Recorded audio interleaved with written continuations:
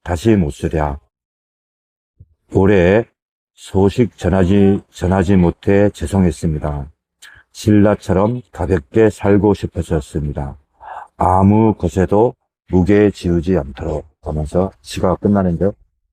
이 비망록이라는 시가 참 이게 물론 그 첫 년부터 다 좋지만 저는 마지막 년이 참 좋습니다. 절벽엔들 꽃을 못 피우려 하면서 이렇게 마지막 년을 이렇게 끝나고 있는데요. 24살이면 한창 이게 뭐라 그럴까, 무엇을 하고 싶은 시기인데도 불구하고 예. 그 절망 끝에 선 그런 시기였지 않습니까? 저는 24살에 참 저에게는 참 절망이었거든요. 그때 저는 우리 집사람이 이 방송을 볼지 모르겠지만 24살에 제 첫사랑과 이별을 했습니다. 예. 지금은 뭐 그렇게 첫사랑을 얘기할 수 있겠지만, 4월, 벚꽃 피고 벚꽃 날리는 계절에 저는 공교롭게도 이 시와 같이 이별을 했거든요.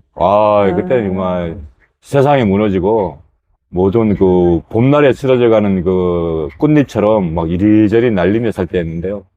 그땐 무엇보다 절망적이었습니다. 그래서 저는 비망록이라는 시에 예. 24살 청춘에 담긴 그런 아픔과 예. 절망과 고독과 이런 것이 나와서 이 시를 보면서도 참 제가 나의 젊었던 시절이 생각나게 됐고, 그래서 제가 이 시를 1983년에 발표된 비망록이라는 시를 제 픽으로 해서 여러분께 소개해드렸는데요. 시를 잠시 들으니까, 네.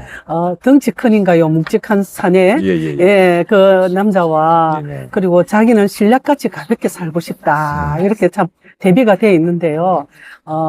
묵직한 사내의 어떤 남자, 그 남자의 와의 어떤 스토리가 있는 것 같기는 한데, 그럼에도 신라같이 가벼워지고 싶은, 삶의 무게가 24살인데도 컸었는데, 25살에, 이거는 어떤 외국시에 있는 어떤 기법인 듯 하지만, 어쨌든, 내 나이 하나하고 20이었을 때처럼, 21와 22를 대비한 것처럼, 여기는 24과 25을 이렇게 이어서, 연상하게끔 자기의 자기를, 이완시키고 있거든요. 그래서 약간의 희망이 느껴집니다.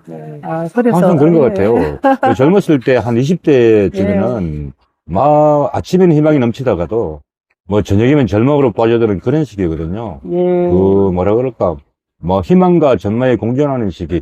저도 이게 따지고 보면 20대에 가장 절망하는 법을 배우고 희망하는 법을 배웠지만 희망하지 못하는, 절망하는 법만 배운 것 같은 그런 20대였거든요. 저는 중3, 고1 이때가 괜히 jen척, 뭔가 모르는 절망 속에서 헤매었던 시기였던 것 같아요. 그래가지고 고3 정도에서는 고등학교 3학년 이후부터는 뭔가 좀 벗어난, 신라같이 가볍지는 않았지만, 그래서 배 한 조각 위에 한 자락, 어떤 발랑이는 배 조각 위에 날 놓을 수 있었던 그런 어떤 시간이 있었기에 참 감사해요. 너무 건늙었죠.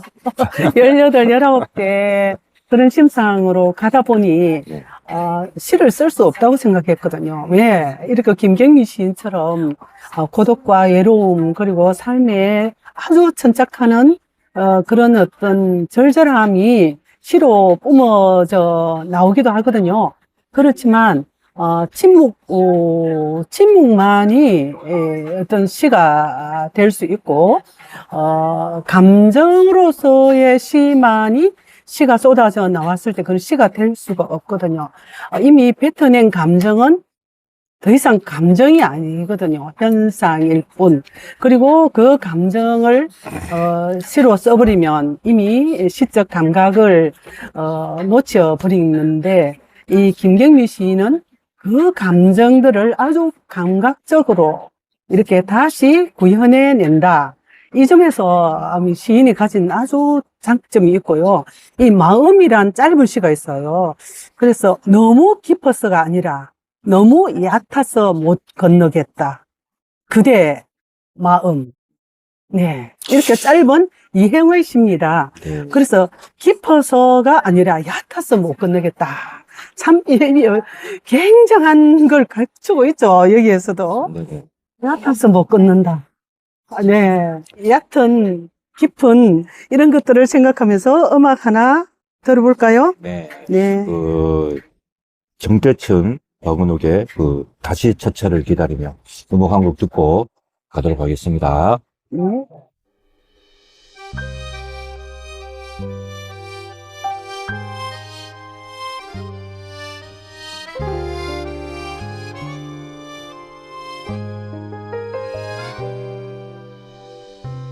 버스 정류장에 서 있으면 막차는 생각보다 일찍 오니 눈물 같은 빗줄기가 어깨 위에 모든 걸 잃은 나의 발길 위에 사이렌 소리로 구급차 달려가고 피에 젖은 전단들이 차도에 한 번 더 나부낀다. 막차는 질주하듯 멀리서 달려오고 너는 아직 내 젖은 시야에 안 보이고 무너져 나 오늘 여기 무너지더라도 비참한 내 운명에 무릎 꿇더라도 너 어느 어두운 길 모퉁이 돌아 나오려나 졸린 승객들도 모두 막차로 떠나고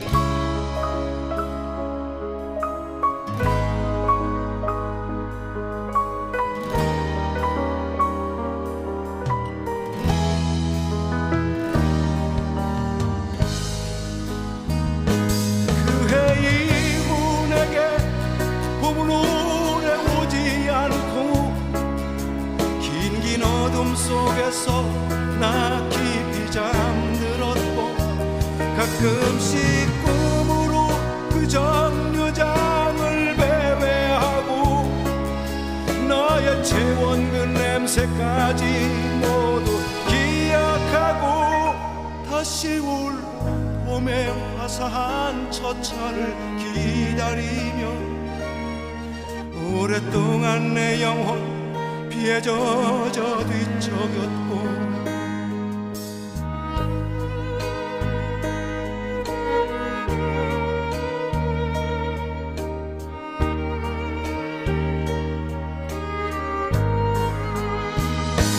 뒤척여 내가 오늘 다시 눈을 뜨면 너는 햇살 가득한 그 봄날 언덕길로 십자가 높은 성당 큰 종소리에 거기 계단 위를 하나씩 오르고 있겠니 버스 정류장에 서 있으마 첫 차는 마음보다 일찍 오니 어둠 거쳐 깨는 새벽길 모퉁이를 돌아 내가 다시 그 정류장으로 나가마 투명한 유리창 햇살 가득한 첫 차를 타고 초록의 그 봄날 언덕길로 가마 투명한 유리창 햇살 가득한 첫 차를 타고 초록의 그 봄날 언덕길로 가마 초록의 그 봄날 언덕길로 가마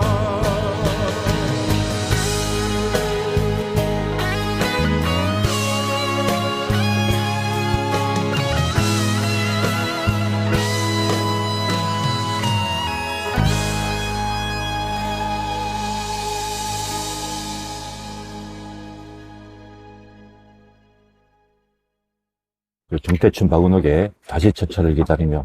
참, 다시처철을 기다리며 이 노래도 참 시 같은 노래입니다. 그 정태춘 음악의 특징이죠. 뭐, 이 가사 자체가 굉장히 시처럼 절절하고 또 시처럼 단순하고 또 묵직한 메시지가 담겨 있는데요. 다시처철을 기다리며 같은 경우에 저는 이게 아까 그 김영미 시인의 비망록과 또 어울리는 시 같아요. 네. 초록의 그 마지막 가사를 보면 초록의 그 봄날 언덕길로 가마 그런 내용이 나오는데 예. 저는 이 가사가 너무 절절해서 이 시가 잘 어울리지 않았나 하는 생각이 듭니다. 예. 네네. 찾아서라는 시에 보면 당신을 뒤지면 내가 나올까? 옷장을 뒤져야 하나? 양말을 뒤집어야 하나? 우산이 뒤집히고 머리카락이 뒤집혀야 하나? 내가 뒤집히면 누가 나올까? 하는 찾아서라는 시가 있어요. 나를 뒤지면 내가 나올까? 저는 당신을 뒤지면 내가 나올까를 그렇게 해보니까 저를 뒤질 게 엄청 많다는 걸 알게 되었어요. 이 한 줄의 시에서 나를 뒤지면 내가 나올까? 시인님은 스스로를 뒤져보면 스스로가 나올까요? 참 시가 제가 시의 맛이란 게 이런 데 있는 것 같아요. 스스로가 네. 나왔으면 네. 저는 산속에 있었겠죠. 아직까지 좀 네. 스스로 나오지 네. 못해서 네. 이렇게 살고 있습니다. 그냥 보통 사람들처럼. 네. 근데 뒤집어야 하나, 뒤져야 하나, 이것도 참 용어 선택이, 언어 선택이 뒤지는 것과 뒤집는 건 다르거든요. 그리고 양말을 뒤집어야 할까? 우산이 뒤집히고 머리카락이 뒤집혀야 하나? 이 자체 뒤집힌다는 것은 어떤 혁명이거든요. 아주 변화가 아니고 아주 굉장한 어떤 혁신이랄까요? 그래서 자기에 대한 욕구인 것 같아요. 그래서 내가 뒤집히면 누가 나올까? 이렇게 마무리가 되거든요. 예. 저는 그 30페이지의 예. 시 한 편을 더 네. 소개시켜 드리겠습니다. 네. 이제 얼마 남지 않았기 때문에 네. 좋은 시를 빨리 저는 한번 소개시켜 드리고 싶은데요. 네. 뭐 그런 남자를 만난 적이 있었다. 남자의 오토바이가 좁은 골목길 앞서가는 폐지 리어카 노인한테 너무 작고 말라서 잘 보이지 않는 노인한테 미친 듯이 경적을 누르며 욕을 해대는 남자를 사귄 적이 있었다. 그 오토바이 뒤에 앉아서 남자의 허리를 껴안고 이 사랑이 영원하게 해주세요. 빌게나 했던 빌어먹을 여자였던 시절이 있었다. 빌어먹을 그런 또 시가 있는데 참, 김정민 씨는 예. 무슨 뭐라 그럴까 고백 같기도 하고 예. 뭐 자기의 무슨 뭐라 그럴까 참여록 같기도 하고 그런 시도 있습니다.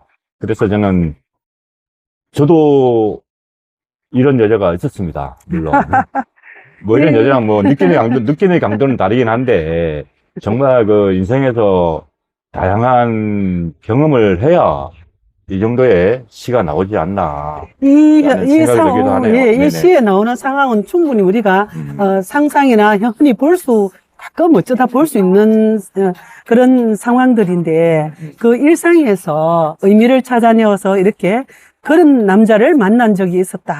그래, 예. 그러니까 그때 모든 것들이 그 오토바이 뒤에 앉았다잖아요. 그렇죠. 욕하는 폐지 할머니가 앞에 막았다고 욕하는 남자 오토바이 뒤에 앉았던 화자. 예. 그러니까 모든 것이 그렇게 자기가 열정적으로 빠져들 때는 네. 이 시에도 나타났듯이 예. 뭐 눈앞에 보이는 게 없는 것 같아요. 예. 그러니까 뭐 그 빌어먹을 남자의 허리를 껴안고 그 욕을 하는 그런 사랑이 남자의 영원하게 해주세요. 이렇게 사랑이 했구나. 영원하게 해주세요 하면서 이렇게 예. 기도나 하고 있는 그 김경미 시인의 그런 자세, 네. 물론 잘못된 자세였지만 예. 그런데도 이 시가 공감을 일으킨다는 건 네. 사람은 변화하고 자기 성찰을 하고 네. 또 자기 성찰을 한 만큼 자기 사람 마음도 자세도 생에 대한 태도도 변화한다는 것이죠. 이 시집을 보면 네. 어떤 분이 이 시집을 읽고 어떤 또 감상을 하거나 어떻게 또 느끼실지 모르겠지만 저는 이 시집이 지금 여러분들이 사는 삶의 하나의 태도와 자세가 좀 달라지기를 기대를 하며 여러분들에게 좀 소개를 해드리고 네. 싶었다는 네. 말씀을 꼭 드리고 싶습니다. 이 시가 140편이거든요. 네네. 이 140편 시들이 쭉 듣다 보면 알레고리가 또 있어요. 네네. 그래서 이 한 권의 시에 140편의 시지만 한 편의 시가 될 수도 있겠다. 그렇죠. 이 시집 한 네네. 개가 네. 전체로 대부분 예, 시집을 그런 낼 생각이 때는 들었습니다. 예. 첫 시부터 마지막 시까지 계속 연결이 되거든요. 네. 물론 월화수목금토일 날짜가 연결되는 것처럼 아니면 뭐 이렇게 뭐 청춘이 연결되는 것, 청춘과 아니면 뭐 노인과 노인에게 연결되는 것처럼 예. 이렇게 그 시를 선택을 할 때 그렇게 시를 선택하는데 대체로 김경미 시인의 시집은 그런 뭐 시의 배열이라든가 아니면 뭐 이렇게 뭐 그 사랑과 기쁨과 이별과 눈물과 고독과 외로움 이런 네. 것들이 전체적으로 연결이 잘 돼 있지 않았나. 예, 그런 생각이 아주 너무나 소박하고 부족한 나. 아유, 예, 시인은 이상의 세계를 꿈꾸는 자유인이며 창조자이다. 그래서 김경민 시인이 꿈꾸는 이상을 발견할 수는 있는 것 같아요. 예, 자. 자유를 꿈꾸는 시인이다. 네. 저는 그렇게 하면서 예, 저는 마무리로 들어가죠. 네네. 예. 자, 저희가 소개해드린 이번 달의 책 당신의 세계는 아직도 바다와 빗소리와 자격을 취급하는지 김경미 자격입니다. 시인을 소개해드렸는데 어떻게 잘 들으셨는지 모르겠습니다. 어쨌든 이 여름에 이 한 편의 시와 한 편의 시집과 같이 하시기를 바라고요. 언제나 여러분들의 생을 아니면 여러분들의 삶을 대하는 태도와 자세를 항상 응원하겠습니다. 지금까지 제작 김해 FM 동그라미 방송국 HS제 진행의 김명훈. 하성자였습니다. 네. 예. 올여름에는 바다를 보면서 자격을 떠올리십시오. 그렇게 하시기를요. 네. 네.